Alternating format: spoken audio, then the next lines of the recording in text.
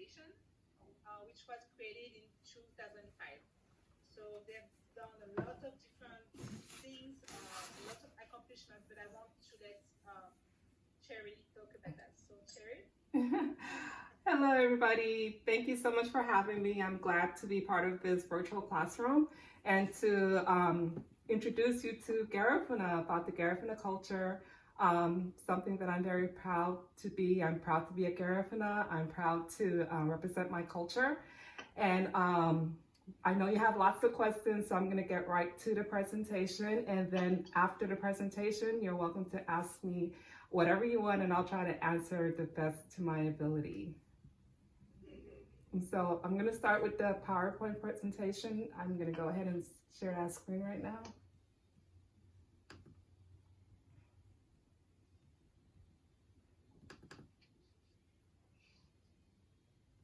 And so, are you able to see it okay? Yes. Okay. So I think this is the last. Yeah, it's just the last page. I'm going to bring it up to the first one. That's when we were reviewing it earlier. Okay. And so I know most people are familiar with the Garifuna history of being the 1635 shipwreck. That's usually where our history starts with. But just for the sake of clarification, the history that you're familiar with is the history that was written by the British, you know, which is pretty much biased.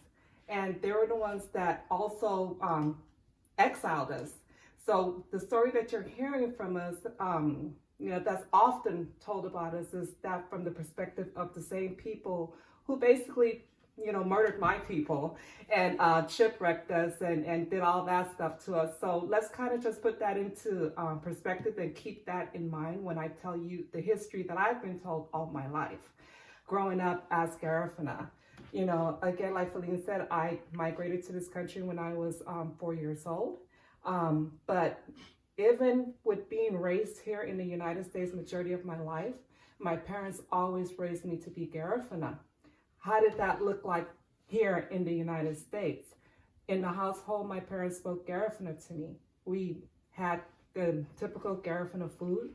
We practiced the Garifuna spirituality in our home. We did not basically identify as African American or Latino growing up. You know, again, raised here in the United States, we were raised the best Garifuna, my sisters and I. So the oral history that I was given growing up from my parents was that we were always here. Garifuna people were always here. Garifuna people were never enslaved. That's not part of our oral history. Our tradition is not in our songs. And one thing that you learn about Garifuna people is that our history is often embedded in our songs. And in all of our oral songs, there's no song that reference slavery. There's no songs that reference Africa. All of our songs and all of our wording, our words are Amerindian words. Our language is an Amerindian language. The origin of Garifuna people is not in Africa. The Garifuna people origin is in the Americas. We are Native Americans. So with that said, the history that is commonly told, you know, to us from the original people in St. Vincent is they believe in a theory of Abubakari. Abubakari is the last king of Mali. And they believe that his journey is that we are the direct descendants of people from Mali that arrived to the Americas about 300 or so years prior to Christopher Columbus. His journey began in the 1300s, where he advocated his throne, and he decided to explore the seas. Because he traveled all around the world and everything like that, and he decided that there's more beyond the land. And he decided to take, he did 2 voyages. The first one, he had 200 or so ships. Some of them made it, and some of them returned back because they were afraid. And they did not want to go beyond. And he decided that he wanted to explore further, so he had a second voyage where he took 2,000 ships. One ship with food and all of the basic needs that they require for the travel, and then another ship with 1,000 men. and they arrived throughout the Caribbeans, throughout South America and everything like that. But that's a history that you won't hear, anywhere. Majority of the time when you think about Black presence in America, it's always the same story about shipwrecks here, shipwrecks there, and whatever. But that's not our story. That's not what we believe in. The picture on top is our homeland. In our language, we call it Yurume, and it's also called Heron. So in the thing with Garifuna language is that the men speak one language, they speak the Carib language, and then the women speak the Arawak language. Now, what does that look like? So growing up, the children are raised up by the mothers, and traditionally, they would be taught how to speak the women's language growing up with their mother. Now, if they had a boy child at a certain age, the boy would transition to the men's hut, and they would learn how to speak the men's language. So the men essentially grew up to be bilingual, meaning that they were able to speak their mother's tongue and later on learn how to speak their father's tongue. But Garifuna women, Garifuna children, girl children, can you hear me? Can you hear me better now? Yeah. Okay. It's just me or it's the same for you? Can you hear well? Can you hear me? No? Yes. Yeah. For me it was not good, but I was wondering if it was just me or the other is the same. Oh yeah. So T just told me that she cannot hear what you. Okay, so let's see again. Okay. Sorry. Okay. Let's try. Can you hear me?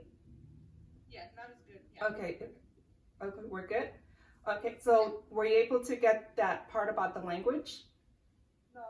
Okay, so traditionally, Garifuna men and women speak two different languages. The women speak the Arawak-based language, and the men speak the Carib language. But what happens is traditionally that the children would grow up speaking the mother's tongue. And when you had a boy child at a certain age, the boys would transition to the men's hut and they would learn how to speak the Carib language from their fathers. But the Garifuna women, the Garifuna females were not allowed to learn how to speak the Carib language. But the Garifuna boys were basically raised up to be bilingual, understanding and speaking both their mother's language and their father's language. But once a Garifuna male became a certain age, he was not allowed to per se speak the women's language. He wasn't allowed to speak like a woman. He had to learn how to speak like a man, speaking the Carib tongue of a man. I'm sure you probably never heard that before, but that's the way the language structure was in Garifuna, was speaking two various languages. Again, the men speaking the Carib language and the women speaking the Arawak language. So that comes with our name. We have Heron is the Carib word, the male speak for St. Vincent and the Grenadine, and Yurume is the word that women speak. It's the Arawak base, our name for the same place. So as you can see, the variation in language is the same word, but it's spoken differently depending on if you're a man or a woman. So again, Heron, Yurume is the homeland of the Garifuna people. St. Vincent was inhabited for over 7,000 years prior to Christopher Columbus stumbling across it. It was inhabited by the Siboney Indians, the Arawaks, and the Caribs.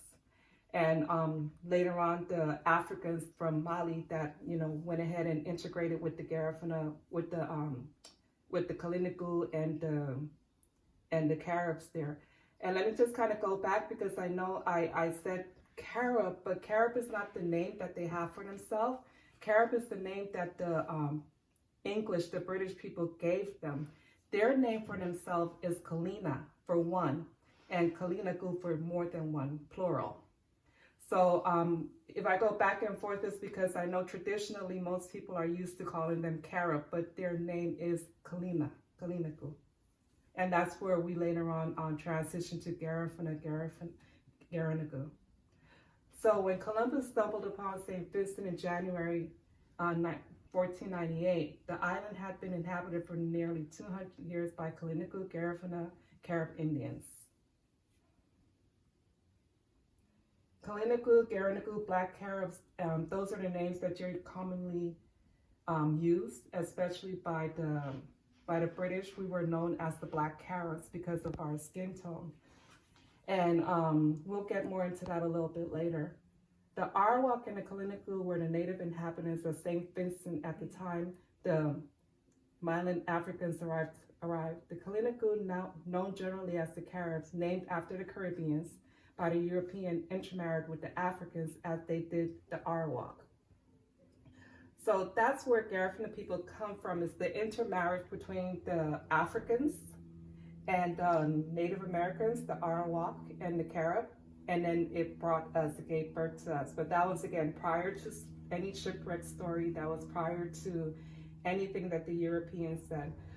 We're not disputing that the shipwrecks do happen. There's been accounts of more than 2,000 shipwrecks along St. Vincent and everything like that. But the one thing that people mainly focus on is that 1635 shipwreck. And we really don't know, like, was it was it a Spanish ship? Was it a Dutch ship? They're always changing the story around. But what we do know is that our people were there prior to that shipwreck. And that shipwreck did add to the population of Africans that were already there and that were already intermarried with the Native Americans. Now, let's kind of stop there for a little bit, because that's something that kind of gets people a little bit confused, because we have to take into account that although we took in a lot of the shipwrecked slaves, a lot of them did not intermarry with the Native Americans or intermarried with the Garifuna people. For their own survival reasons, they went ahead and they incorporated into our community.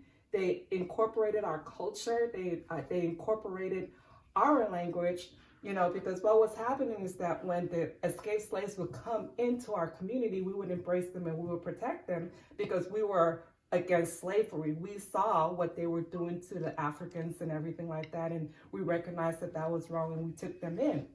So with that in mind, again, a lot of the escaped slaves, they lived among the Garifuna people. They adopted the culture, they adopted the identity, but they were not per se Garifuna.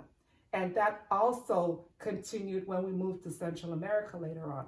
A lot of different communities during our stay in Central America adopted into the Garifuna culture. They got absorbed into the Garifuna culture, but not necessarily being Garifuna.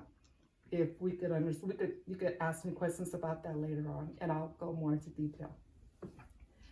So during the time of the last war that we had with the British, prior to us getting exiled, our chief was Joseph Chatier. He died on March 14, 1795.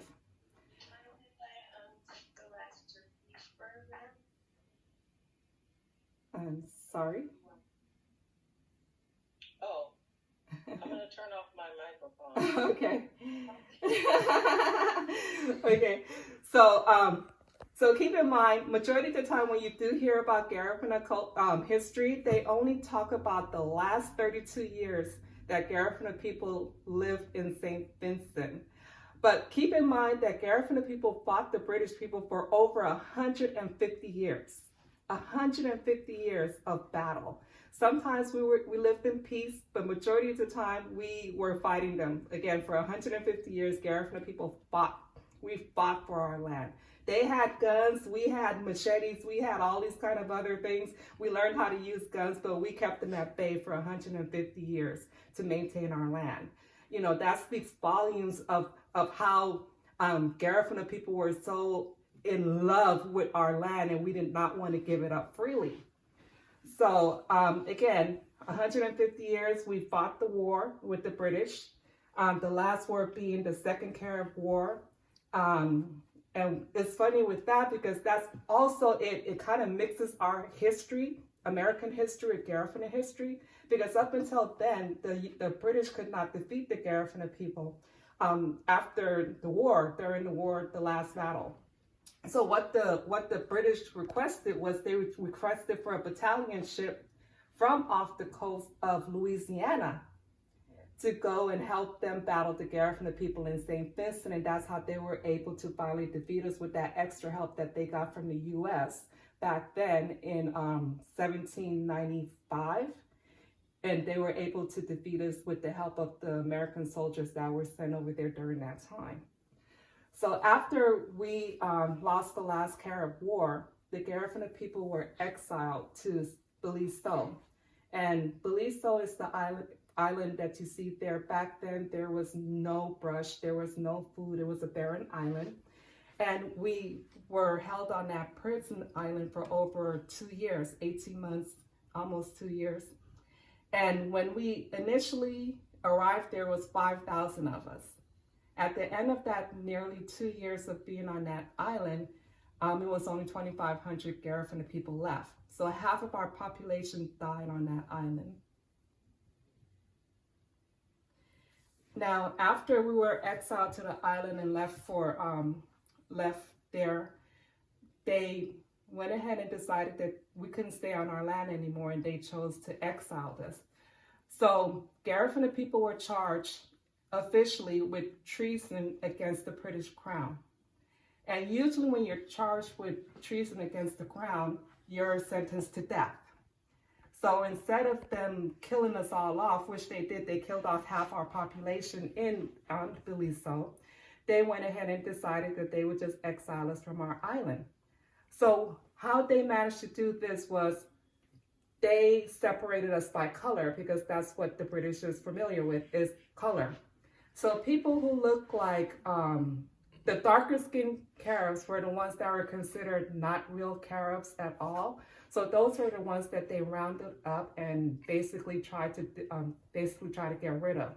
And those who look more indigenous in their eyes, the lighter skinned Caribs or whatnot, were the ones that they chose to keep there.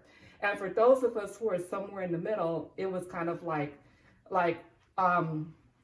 if you're familiar with the brown paper bag test that they do here back in the days with the African American culture, if you were as light as the brown paper bag, you were more or less more white than black or something like that. So basically, if you were of darker skin, they rounded you up and deported you.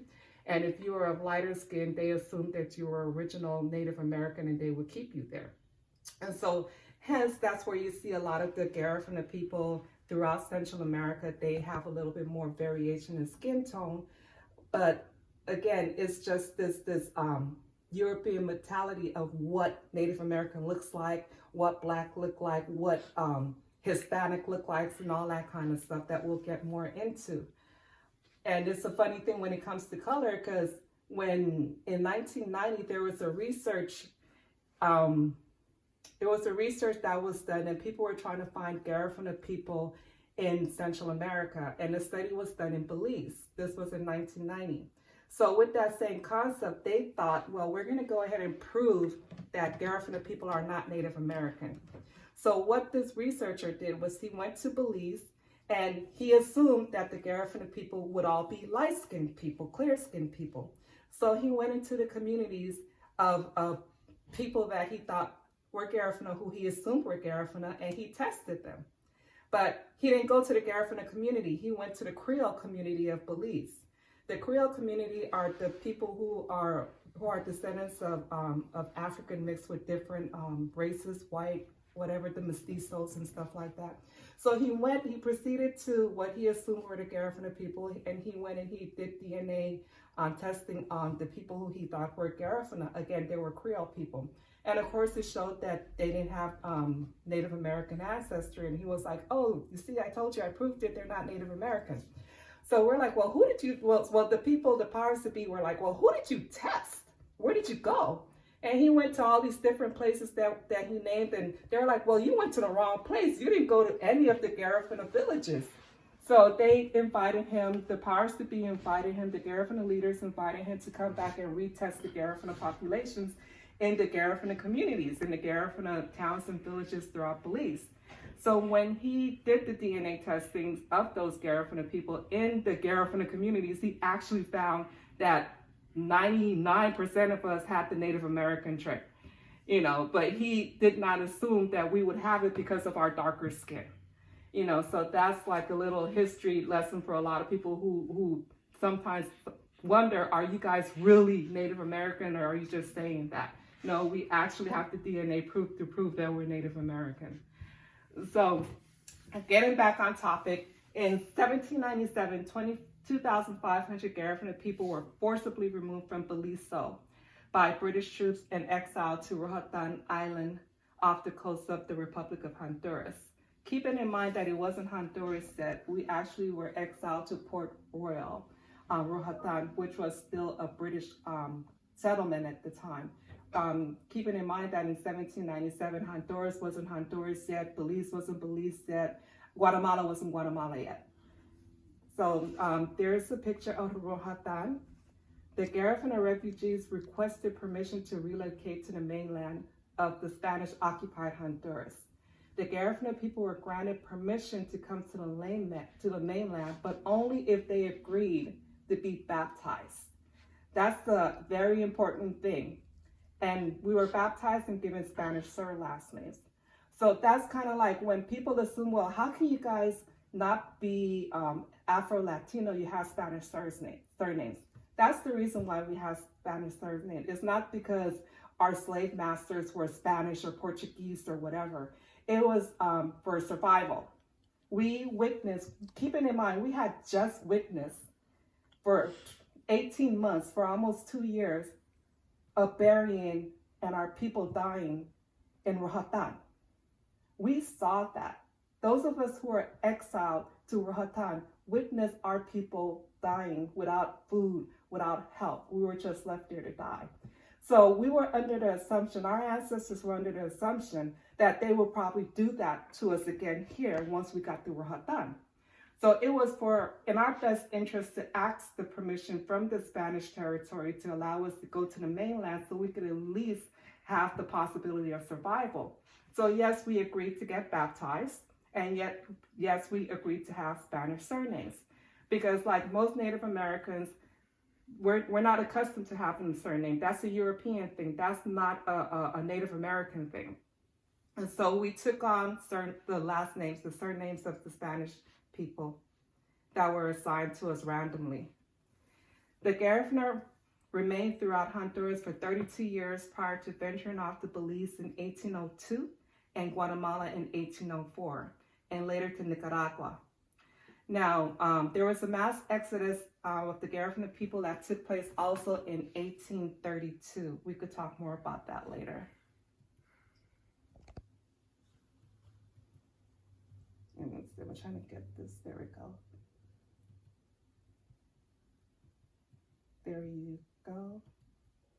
What's going on?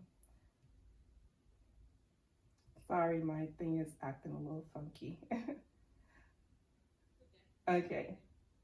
There.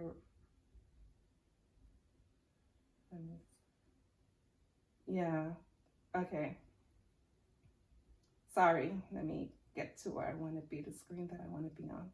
So there we have the Garifuna flag, and we have the St. Vincent flag, we have the Honduran flag, the Belize flag, the Guatemalan and Nicaragua flag. Those are the places where Garifuna people reside also in the United States. Can you hear me? Okay. So Honduras has the largest Garifuna population in Central America with 46 communities. Belize has the second largest Garifuna population in Central America with 6 communities. And Guatemala has the third largest Garifuna population in Central America, followed by Nicaragua. Here in the United States, New York has the largest Garifuna population outside of Central America. Houston has the second largest population of Garifuna, and then also Los Angeles, California, I'll say as a whole, the state has the third largest population of Garifuna people living here.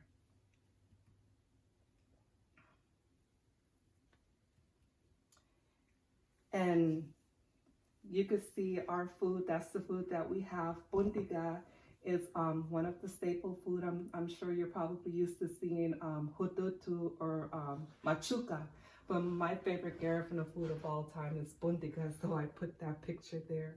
And also, Garifuna people, our staple food is cassava. So a lot of our food is made out of cassava or yuca that you're familiar with. There you see a cassava dessert, cassava cake.